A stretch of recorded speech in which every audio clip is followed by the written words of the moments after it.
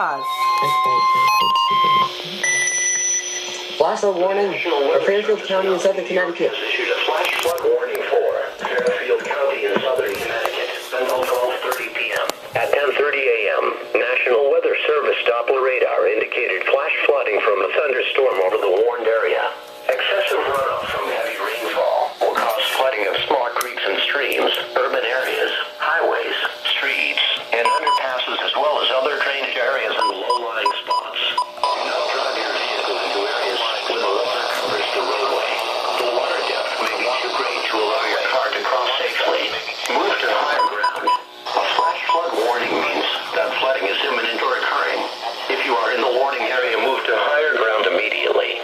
Residents living along streams and creeks should take immediate precautions to protect life and property.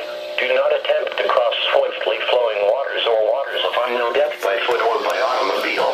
Repeating, a flash flood warning has been issued until 12:30 p.m. for the following county: Fairfield County, Connecticut.